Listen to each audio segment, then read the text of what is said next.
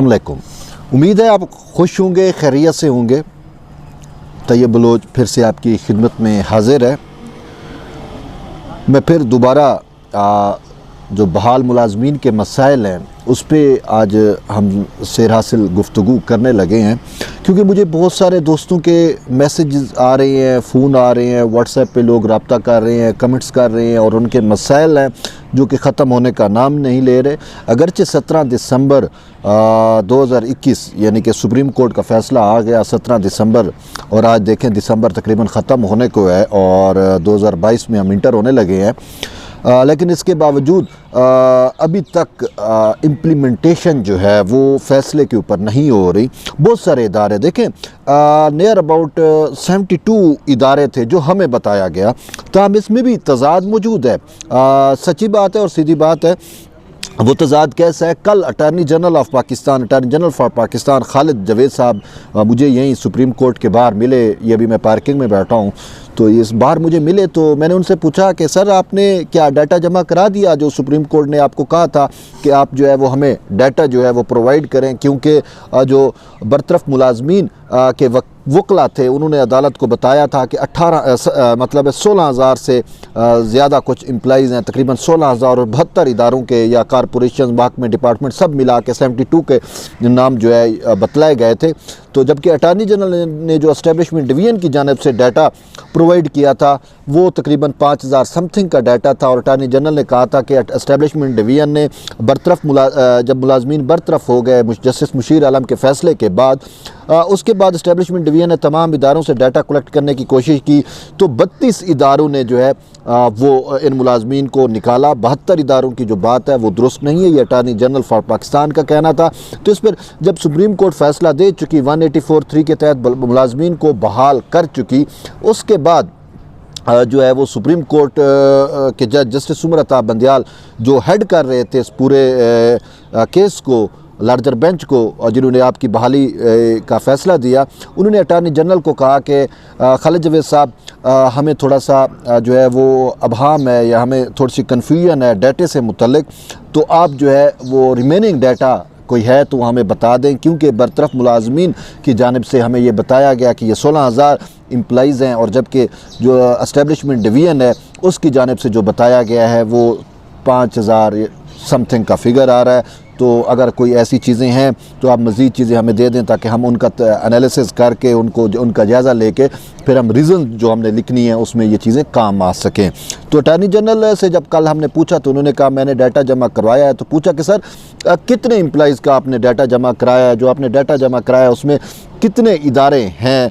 तो उन्होंने कहा था कि तकरीबन वही 5,000 6,000 के करीब अटार्नी जनरल ने कहा कि वही डाटा है और वही मैंने जो है वो एस्टेब्लिशमेंट डिवीज़न से लेकर सुप्रीम कोर्ट में सबमिट कराया। तो ये कल सबमिट हुआ। अब इसके बाद सुप्रीम कोर्ट की जानिब से रिटन जजमेंट आना है, यानी कि डिटेल जजमेंट आना है, जिसमें रीज़न्स लिखी होंगी, सीनियरिटी के इशूज़ जो हैं और बाकी मामलात जो हैं वो सुप्रीम कोर्ट उसको तय करेगी। ताहम सुप्रीम कोर्ट का जो मुख्तसर फ़ैसला है वो तो फील्ड में मौजूद है। 17 दिसंबर को फ़ैसला दिया गया था, लेकिन अभी तक उस फ़ैसले पे उसकी रूह के मुताबिक उस पर अमल जो है वो नहीं हो पा रहा। अब वो क्यों नहीं हो पा रहा समझ नहीं आ रही। सिर्फ महदूद चंद इदारे हैं जो मुलाजमीन को बहाल कर चुके हैं या कर रहे हैं।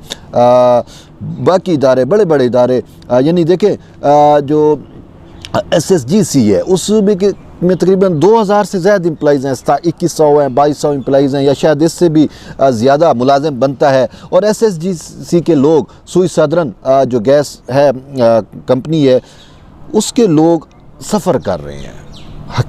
हकीकी मैनों में वो डेली बेसिस पे मुझसे रब्ता करते हैं कि तैयब भाई अब तो ये सुई नादरन का भी नोटिफिकेशन जो है वो लेटर जो है वो निकल चुका है, वो अपने मुलाजमीन को बहाल कर रही है, तो हम कब बहाल होंगे? अब मैं उनको क्या बताऊं? बात ये तो इदारे ने करना है ना। और अफसोस है वो सुई सदरन। अब अच्छा मैं आपको एक और मज़े की बात बताता हूँ।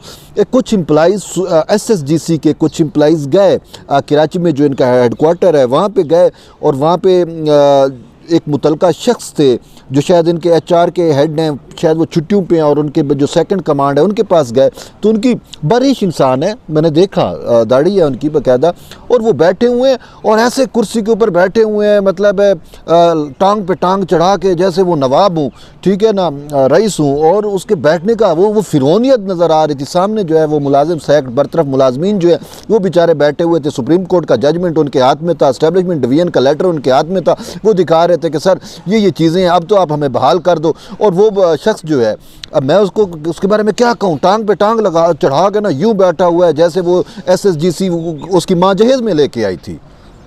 और भाई आप भी तनख्वाहदार हो, ये लोग भी तनख्वाहदार हैं, इनको सुप्रीम कोर्ट ने बहाल किया तो आप क्यों इसकी बहाली में रुकावट डाल रहे हो? ऐसे अफसरान जो बैठे हैं ना इदारों के अंदर, अब मैं उसका नाम नहीं लेता, बात पहुंच जाएगी, मुझे भी आइडिया है, लेकिन मैंने जो मुझे कुछ दोस्तों ने चीज़ें शेयर की, मैंने देखा ना यार वो फिरौन बना बैठा है। और इस तरीके से ये जो SSGC की मैं बात कर रहा हूँ, हर इदारे में जो लोग बैठे जो फिरौन बने हुए हैं ना, खुदा की कसम, बस मैं क्या कहूँ, अल्लाह के यहाँ देर है, बहरहाल इंशाल्लाह मैं अब क्या कहूँ, आपका भी वक्त आएगा साहब, ज़रा जब आप लोग देखिए, सुप्रीम कोर्ट जो पाकिस्तान का सबसे बड़ा कानून का इदारा है, इंसाफ का इदारा है, वो अगर इन मुलाजमीन को बहाल कर रहा है, उसने इनको जस्टिस दे दिया है और 184(3) में जाके दिया है। 184(3) का शायद आपको अदराक नहीं है, नज़रसानी में होता तो वो मामला डिफरेंट था। 184(3) का मतलब है अज़ख़ुर नोटिस के तहत वो सुप्रीम कोर्ट ने अपने इख्तियारात इस्तेमाल किए हैं और वो इख्तियारात सबसे ज़्यादा पावरफुल इख्तियारात हैं, ठीक है, सुप्रीम कोर्ट के पास। सुप्रीम कोर्ट तौहीन अदालत तो होगी, सुप्रीम कोर्ट किसी टाइम भी एक्शन ले सकती है आपके ख़िलाफ़। और मैं तो यही प्रे करूँगा सुप्रीम कोर्ट से भी कि भाई आप जो है ये मुलाजमीन बरतरफ, आपने इनको ह्यूमैनिटेरियन बेसिस के ऊपर आपने इनको बहाल किया, लेकिन इदारों के जो सरबराह हैं, जो इदारों में फिरौन बने हुए हैं, वो बैठे हुए हैं, अपने आप को नाखुदा समझते हैं, उनका जो है सुप्रीम कोर्ट को चाहिए उनके खिलाफ एक्शन ले। कि अभी तक सुप्रीम कोर्ट का फ़ैसला 15 दिन होने को है, फील्ड में मौजूद है और अभी तक इदारों ने बहाल क्यों नहीं किया, अफसोस होता है। और सिर्फ वो नहीं, अच्छा NHA की मैंने आपको पहले भी बात की थी कि NHA में जो लोग ड्यूटियों पे गए उनको बाकायदा लेटर तो लिख दिया गया कि जी अभी हम आपकी ड्यूटियां नहीं ले सकते, कि हमें हेडक्वार्टर से जो है वो इंटीमेशन नहीं आई और हेडक्वार्टर अभी तक नहीं कर रहा। लेकिन आज मैं अभी देख रहा था कि शायद आज जुमेरात है कि जुमेरात को जो है वो NHA बहाल कर देगा। तो हमारी भी कोशिश है कि NHA जो है वो बहाल करे, क्योंकि हम मीडिया में बहुत ज़्यादा प्रेशर NHA के चेयरमैन के ऊपर भी आया कि किस तरीके से वो फिरौन बना बैठा है और सुप्रीम कोर्ट के फैसले के बावजूद अभी तक इस पर इम्प्लीमेंट क्यों नहीं कर रहा। तो जिसकी वजह से आज रिजाइंडर दिया गया मुख्तलिफ उसमें, तो वो मैं पढ़ रहा था, उसमें ये चीज़ लिखी हुई थी कि आज जुमेरात को जो है वो लेटर जारी हो जाएगा NHA का। लेकिन SSGC वाले तो मैंने बैठा दिखाया, आपको बतलाया वो किस तरीके से फिरौन बने हुए हैं। HR का बंदा शायद उनका छुट्टी पे है, जो सेकंड कमांड है वो फिरौन बना हुआ है और चेयरमैन की समझ नहीं आती। जब इनको निकालना था तो आप बैरून मुल्क का विज़िट जो है वो अपना दौरा जो है वो ख़त्म करके आप आए और आपने बैठ के दस्तखत किए और इनको जो है वो बरतरफ कर दिया। और अब आपको इनको बहाल करने में पता नहीं कौन सी मुश्किलात आ रही है, समझ नहीं आ रही यार। अच्छा, इसके अलावा यूटिलिटी स्टोर्स ने भी बहाल किया, लेकिन उनके भी मसाइल मौजूद हैं। अच्छा, और भी काफ़ी सारे लोग ऐसे हैं कि कुछ लोग ऐसे भी हैं इदारों के अंदर, मुझे कॉल भी एक आई थी, शायद वो यूटिलिटी स्टोर का है थे, कि यार कि हमें सुप्रीम कोर्ट के फ़ैसले से हम बहाल हुए थे और जब हमारी बहाली हो गई फिर मुशीर आलम वाला जजमेंट आया तो उसने में बरतरफ उससे हम हो गए, तो अब बाकियों को तो बहाल कर दिया, अब हमें बहाल नहीं कर रहे। यानी ऐसे इंडिविजुअल केसेस अब भी बहुत सारे आ रहे हैं, ठीक है। अच्छा, फिर सबसे बड़ा मसला रिव्यू बोर्ड वालों का है यार। 400 मुलाजिम जो है ना रिव्यू बोर्ड का, वो बेचारा घर में बैठा हुआ है और वो इस इंतज़ार में है कि उसको इदारे बहाल करेंगे और उन इदारे जो है वो बहाल नहीं कर रहे। अब ये एस्टेब्लिशमेंट डिवीज़न को चाहिए, भाई रिव्यू बोर्ड एस्टेब्लिशमेंट डिवीज़न का रिव्यू बोर्ड था ना। एस्टेब्लिशमेंट डिवीज़न जब ख़त लिख सकती है, और ख़त लिखने वाले कौन है, ये जो एस्टेब्लिशमेंट डिवीज़न ने सुप्रीम कोर्ट के फ़ैसले की रोशनी में तमाम इदारों को ख़त लिखा, उनको पाबंद बनाया, उनको उससे रिपोर्ट तलब की कि आप मुलाजमीन को बहाल करके रिपोर्ट दें, तो वो सेक्रेटरी रिव्यू बोर्ड की जानिब से ही लेटर लिखा गया। तो वो सेक्रेटरी रिव्यू बोर्ड अपने इख्तियारात इस्तेमाल करे ना भाई। वो जो रिव्यू बोर्ड का मैटर है, जिनको एस्टेब्लिशमेंट डिवीज़न ने बहाल किया था, उनको भी अब इदारे जो है वो बहाल नहीं कर रहे। मुख्तलिफ इदारों के अंदर 400 एम्प्लॉइज़ ऐसा मौजूद है जो रिव्यू बोर्ड से बहाल हुआ था। अच्छा, इसके अलावा और भी काफ़ी सारे जो हैं वो इदारे हैं, जैसे मैंने कहा कि 72 ना सही तो 32 इदारे तो हैं ना, तो 32 इदारों में से 4 या 5 इदारे आप काउंटिंग कर सकते हैं उन्होंने बहाल किया ना, बाकी तो अभी तक बहाल नहीं हो पा रहे। IB वाल ने बहाल किया, PSO वाल ने बहाल किया, सुई नादरन जो है उसने बहाल किया, और यूटिलिटी स्टोर्स वालों ने बहाल किया। तो इस टाइप के सिविल एविएशन का मैं आपको अब सिविल एविएशन का यार नहीं पता यार, सिविल एविएशन क्यों नहीं बहाल कर रही यार। सिविल एविएशन वाले लोग तो बहुत ज़्यादा परेशान हैं। मुझे कराची से एक ख़तून की कॉल आई, वो कहती है कि तैयब हमें तो अभी तक बहाली का लेटर नहीं मिला और हम परेशान हैं, हमारी जमा पूंजी लुट चुकी है। तो मैंने कहा भाई आपके पास तौहीन अदालत का ऑप्शन बनता है। तो वो बेचारी कहने लगी कि यार कि तौहीन अदालत कहती है ऑलरेडी हम वकीलों को इतने पैसे दे चुके हैं, हमें हमारी तनख्वाहें नहीं मिल रही, हमारे पास तो अब मज़ीद लिटिगेशन में जाने का भी वो जो है पैसे नहीं है, तो हम क्या करेंगे। अच्छा, अभी सुबह मुझे थोड़ी देर पहले एक दोस्त की कॉल आई। अच्छा, वो दोस्त जो है वो भी सिविल एविएशन का ही था। तो वो कहता है कि तैयब भाई अभी तक जो है ना वो हमें बहाल नहीं किया, मैं तो इधर रावलपिंडी इस्लामाबाद में रहता हूँ। तो मैंने कहा यार सिविल एविएशन का वाकई बहुत ज़्यादा मसला है, मुझे बहुत ज़्यादा कॉलें आ रही हैं, मैसेज आ रही हैं सिविल एविएशन वालों के भी। तो कहते हैं तैयब भाई अब हमारे पास क्या ऑप्शन है। तो वो मुझे कह रहे थे कि मैंने कहा यार देखें, वो पहले बहाना बना रहे थे कि हमें ट्रू कॉपी नहीं मिली। मैंने कहा वो ट्रू कॉपी भेजी गई, फिर एस्टेब्लिशमेंट डिवीजन का लेटर आया, वो भेजा गया। पता नहीं वो जो इदारे सिविल एविएशन अथॉरिटी का चेयरमैन है, शायद वो रिटायर्ड फौजी है, उसके जहन में बात नहीं बैठ रही, या फिर नीचे। और ये चौधरी क्या नाम है अपना, गुलाम सरवर है मेरे ख्याल में, जो सिविल एविएशन का वजीर है, उसको भी चाहिए यार। आप तो अवामी बंदे हो यार, आप तो इनको बहाल करा सकते हो, आप तो मिनिस्टर हो सिविल एविएशन के, आप इनको बहाल करो। आपको नोटिस लेना चाहिए कि यार सिविल एविएशन सुप्रीम कोर्ट के वाज़ेह अहकामात पे अमल दरामद क्यों नहीं कर रही। तो बड़ा वो दोस्त का बता रहा था, तो मैंने उसको कहा कि यार ठीक है, फिर आप कहते हैं यार पैसे हमारे पास भी नहीं है, वकील हम नहीं कर सकते, हम क्या करें। मैंने कहा ठीक है, आप मंडे को आ जाएँ सुप्रीम कोर्ट में, तो मैं यहाँ पे कुछ ना कुछ तरतीब करेंगे। तो होपफुली मैंने कहा मैं किसी को कह के, तो आपका जो तौहीन अदालत अगर आप दायर करना चाह रहे हैं तो मैं उसका आप इन पर्सन आ जाएँ और इन पर्सन आप तौहीन अदालत दायर कर दें, मैं आपको यहाँ पे ड्रा करा दूँगा वो जो आपकी तौहीन अदालत की एप्लीकेशन होगी। मैं यही कुछ कर सकता हूँ ना। तो ये इंशाल्लाह मैं आपके साथ हूँ और करता रहूँगा। जो भी आपके मसाइल हैं इंशाल्लाह हम उस पर जो है फुलफ़िल करेंगे और आपके तमाम मसाइल को हल करने की कोशिश करेंगे। अगर सुप्रीम कोर्ट से मुतल्लिक़ हैं तो हम ज़रूर हल करने की कोशिश करेंगे, आपको गाइड करेंगे। लेकिन ये कोई हल नहीं है, हल यही है कि इदारे जो हैं वो आपको बहाल करें। लेकिन अनफॉर्चुनेटली मैंने आपको पहले भी बताया कि इदारों के अंदर की जो सियासत है ना, वो सियासत आप के ख़िलाफ़ रोड़े अटका रही है, आपकी बहाली के ख़िलाफ़ रोड़े अटका रही है। वो नहीं चाहते कि आप बहाल हों, क्योंकि वो ज़्यादा खौफज़दा हो गए हैं, परेशान हो गए हैं। इस वजह से वो खौफज़दा है, इस वजह से परेशान है, क्योंकि जो आपकी सीनियरिटी के इशू हैं वो ये समझ रहे हैं कि 93 और 96 से आपको सीनियरिटी मिलेगी। तो वो इस वजह से भी परेशान है कि यार ये लोग हमसे सीनियर होकर फिर आके इदारों में बैठेंगे, तो वो चाहते हैं कि इनको बहाल ही ना करो। इन्होंने बहाल तो करना है, ऑटोमेटिकली करना है, आज नहीं तो कल, कल नहीं तो परसों, परसों नहीं तो तरसों, इन्होंने बहाल तो करना है। क्यों भाई, सुप्रीम कोर्ट का हुक्म है भाई, किसी की मजाल नहीं है सुप्रीम कोर्ट के फैसले से बाहर जाए। अगर इन इदारों को एतराज़ था मुलाजमीन की बहाली का, तो ये सुप्रीम कोर्ट में उस टाइम क्यों नहीं है। ये वो एक नोटिस था ना, पब्लिक नोटिस भी था और तमाम इदारों को नोटिस गया हुआ था, भाई आए आप बताएं आपका क्या मौक़िफ़ है। तो उन्होंने बताया अपना मौक़िफ़। आप कह देते भाई हम अपने मुलाजमीन को नहीं लेना चाहते, सॉरी टू से, आपने तो उस टाइम कोई मुखालफत नहीं की। आपने तो कहा जो वफाक कह रहे हैं हम वफाक के साथ है। भाई वफाक की जानिब से अटार्नी जनरल पेश हुआ, वफाक की एस्टेब्लिशमेंट डिवीजन की जानिब से जो है वो वाज़ेह तौर के ऊपर सुप्रीम कोर्ट में को ये कहा गया कि भाई हम ये मुलाजमीन को जो है वो रखना चाहते हैं। इवन कि ये जो है अपना जो तनख्वाहें वगैरह देते हैं इदारे, ठीक है, एडिटर जनरल था और एक खैर मुझे वो नाम भूल गया, उनकी जानिब से भी वाज़ेह तौर के ऊपर सुप्रीम कोर्ट को कहा गया कि भाई हमें कोई एतराज़ नहीं है मुलाजमीन की बहाली का, अगर सुप्रीम कोर्ट इनको बहाल कर देती है तो हम जो है वो कोई एतराज़ नहीं होगा और हम इनको रखने के लिए तैयार हैं। अब इदारे जो हैं वो रोड़े अटका रहे हैं। ये सिविल एविएशन, SSGC, यार आपको क्या हो गया। मैं सुप्रीम कोर्ट के जस्टिस उमर अताब मंडियाल से ये रिक्वेस्ट करूंगा, अभी तो वो शायद छुट्टियां हैं, 3-4 जनवरी को सुप्रीम कोर्ट की जो छुट्टियां हैं ना वो ख़त्म हो जाएंगी, वो भी मंडे को, मतलब मंडे तक आप वेट कर लें, मैं तमाम दोस्तों को ये मशवरा दे रहा हूँ, मंडे तक आप वेट करें। मंडे के बाद हम देखते हैं फिर इनका क्या करना है। साफ ज़रा तौहीन अदालत की दरख्वास्त दायर करनी पड़ेगी, और मैं समझ सकता हूँ, मैं जान सकता हूँ कि आप लोगों के पास जो है वो वसाइल नहीं है। ऑलरेडी आपकी जमा पूंजी आपकी लुट चुकी है।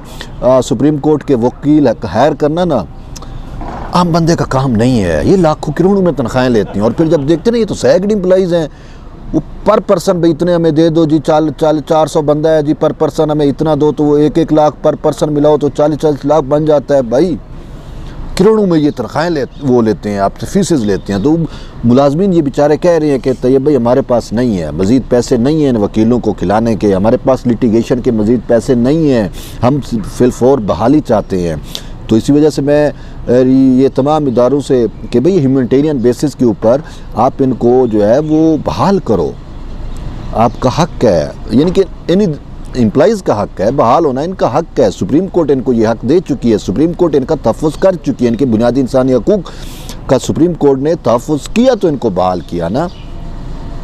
अब आप क्यों रोड़े अटका रहे हो?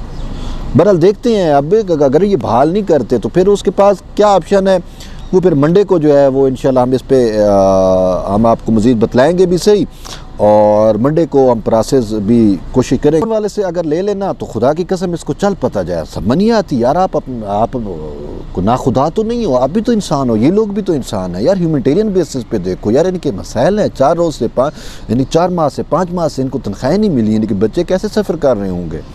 कुछ खुदा का खौफ है आपको? अगर सुप्रीम कोर्ट कर सकती है तो आप क्यों नहीं कर सकते यार? बहुत सारे इदारे हैं यार, ये ZTPL ज़री तरक्याती बैंक, उसमें तो उसका तो इतना बड़ा मसला नहीं है, चंद ही लोग हैं ना, 40-50 बंदे बनते हैं यार। ZTPL वाले क्यों नहीं कर रहे? मुझे वो भी उनकी भी समझ नहीं आ रही। मुझे दोस्तों के फ़ोन आते हैं यार, साफ ज़रा जो बेचारा घर बैठा हुआ है और उसको ये पता चल गया है कि सुप्रीम कोर्ट का फ़ैसला भी आ चुका है और अभी तक इदारा उसको बहाल नहीं कर रहा, तो उसने तो टेंशन में होना है ना। तो वो तो बेचारा इस टेंशन में है ना, वो समझ रहे हैं शायद मैं बहाल ना हूँ, शायद मैं नौकरी से हमेशा के लिए निकाल दिया गया हूँ।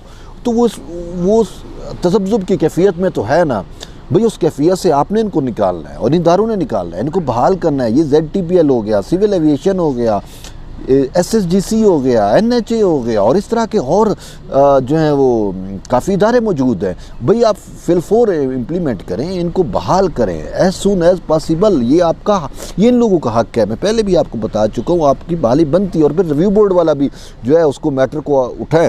लेकिन फिर इसके ऊपर मेन चीज़ क्या है कि जो आपके है ना मुलाजमीन बहाली कमेटी, वो पता नहीं कहाँ चली गई है। यहाँ पे दावतें उड़ा रही है, कभी कहाँ पे दावत उड़ा रही है, उसको भी इस चीज़ का जो है अदराक नहीं है कि भाई आप देखें, आप दावतें सावतें खाने की बजाय आपकी तो पहली प्रेफरेंस होनी चाहिए कि ये 16,000 एम्प्लॉइज़ जिसको आप रिप्रेजेंटेशन करते हैं, ये अपने अपने इदारों में अपनी नौकरियों पर चले जाएँ। आप कभी प्रेस क्लब में, आपने कल सारा दिन आप प्रेस क्लब में थे, प्रेस क्लब में बैठे होते हो, वो सारा कुछ, भाई ये चीज़ें बाद में हो सकती हैं। जब तक आपके साहब तमाम मुलाजमीन बहाल ना हो, आपको तो सुकून नहीं आना चाहिए। अब जो हैं असद मुगल साहब, आप IB वाले, आप बहाल हो गए हैं, तो शायद आपको दूसरों का दर्द नहीं है। आपको जो है सबका दर्द होना चाहिए, आप सबका दर्द रखें। और जब तक आपने, जैसे मुझसे बात हुई आपकी कमेटी की, तो वो कह रहे थे ये भाई आप बेफिक्र रहें, हम जब तक हमारा आखिरी मुलाजिम बहाल नहीं होता हम चैन से नहीं बैठेंगे। भाई आप चैन से वाकई ना बैठें। देखिए, आप अपनी कमेटी बनाएं, आप तमाम मुतलका इदारों में जाएं, उनके सरबराहों को मिलें, उनके हेड्स को मिलें, उनकी जो मुतलका वो है बोर्ड है, कमेटियाँ हैं, मेंबरान हैं, जो उनको जाके मिलें, उनको बताएं कि भाई ये चीज़ें आप बहाल करके हम इम्प्लीमेंट करें और हमें रिपोर्ट दें।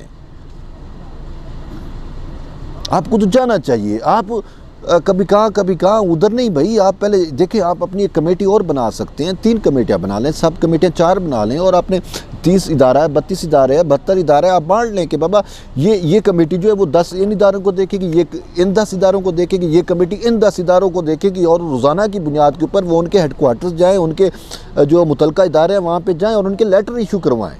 ये कमेटी का मैंडेट है और कमेटी को ये करना चाहिए। और मुझे समझ नहीं आती ये कमेटी क्यों नहीं कर रही। जब उनसे बात होती है जी रिव्यू बोर्ड वाले वो कहते हैं जी रिव्यू बोर्ड के लिए हमने अलग कमेटी बना दी। वो कमेटी क्या कर रही है? रिव्यू बोर्ड वाली सिंपल सी बात है, एस्टेब्लिशमेंट डिवीजन का रिव्यू बोर्ड था, उसने बहाल किया, एब्सेंस ऑफ ड्यूटी था या कोई भी मैटर था, उसको जब रिव्यू बोर्ड ने सेटिसाइड कर दिया तो उनकी बहाली बनती है, आप उनसे बहाल करवाओ। आप तो कुछ कर ही नहीं रहे, दावतें ही उड़ा रहे हो यार। पहले आप इन मुलाजमीन को बहाल करा लो, फिर उम्र बहुत पड़ी है दावतें उड़ाने की। देखिए आप सर्दियों में यहाँ पे 15 दिसंबर 16 दिसंबर को तो आपने एम्प्लॉइज़ को यहाँ पे बिठा दिया, वो तो सर्दी में बैठे रहे, उस टाइम बहाली का मसला था। तो जैसे आपने यहाँ पे जो है अपनी तरजीह दिखाई थी, तो ऐसे अभी भी आप तरजीह दिखाएं और जाएँ इदारों में जाके इनको बहाल कराएँ। जब तक ये बहाल नहीं होते आपको तो सुकून नहीं आना चाहिए। जब तक ये मैं आपसे कहना चाह रहा हूँ। तो इसी वजह से मेरी तमाम इदारों से भी रिक्वेस्ट है भाई, ह्यूमैनिटेरियन बेसिस के ऊपर आप इनको बहाल करिए, चाहे ZTBL है, सिविल एविएशन है, SSGC है, NHA है और इस तरह के जितने भी इदारे हैं, सबको चाहिए ह्यूमैनिटेरियन बेसिस के ऊपर और फिलफोर जो है वो मुलाजमीन को जो है वो बहाल करें। खैर ये मेरा मुद्दा था, ये चीज़ें कहनी थी क्योंकि यार बहुत सारे दोस्तों की कालें आती हैं, उनके मसाइल हैं यार, बहुत सारे मसाइल हैं लोगों के। इसके अलावा इंडिविजुअली बहुत सारी चीज़ें हैं जो अब सामने आ रही हैं।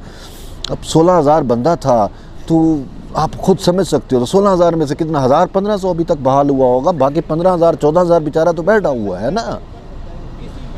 चलो 6,000 मान लो तो 4,000-5,000 फिर भी बैठा हुआ होगा। तो भाई उनको बहाल कराना आपका काम है।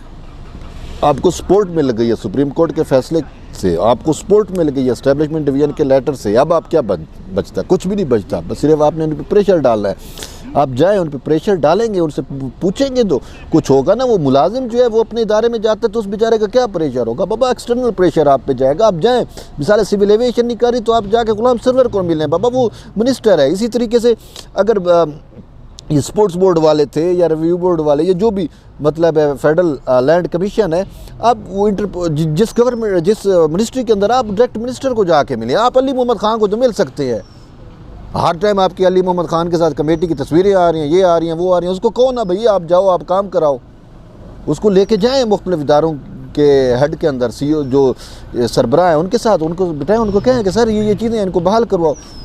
वो सिर्फ तस्वीरों के लिए शायद आपने इन लोगों को रखा हुआ है।